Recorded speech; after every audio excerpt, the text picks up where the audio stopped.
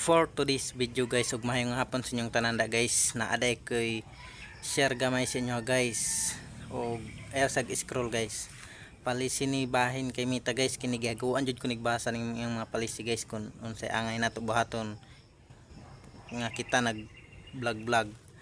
First una guys, mao na ako na violation na bag-o day ta mo comment ug mo react sa video sa uban guys, kailangan na human natog tan-aw sa kay akong na violationan guys, kay na video sa uban nga akong gi-comment ug react nga pa nako na tan-aw. Mao day pinaka number 1 dai guys nga palisi ni mita nga dili pwede. Kailangan una nimo tan-awon ang video bag-o ka mo react ug mo comment. Kailangan humanon jud nimo guys. Ikaduha, kining pag kapareha imong comment guys, pananglitan guys ha, moagi ang kanang video sa una sa imong cellphone nga nang video sa uban, tapos ni comment kadto congratulations idol, tapos naana po'y maagi kaduha moingon na pud kag congratulations idol. Bawal din siya guys nga magkapareha imong comment sa video sa uban content creator. Kailangan lahi-lahi dai na siya guys, dili pwede magkapareha nga congratulations di pwede guys.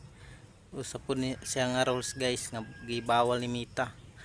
Ug kining mga followers nimo guys nga sigig send og sticker sa mga bawal di na pud guys, palisi pud na siya, violation pud na siya. Imong account guys luoy kung daghan mo send og sticker sa mga ma-violation pud dai imong account guys. So mauday na yung mga palisi ni mita guys nga ginabawal. Ug ang pinaka bawal gud guys kanang magpakita kag mga dugo sa kuan, sa magpost kag mga dugo guys, kanang mga dugo unsa ba daya, bawal jud ay na siya guys, pinakabugat nga violation na siya guys. Ug kanang mag copyright guys, kanang manguha kag istorya sa uban imong video pero dili imong istorya, di pwede di ay guys.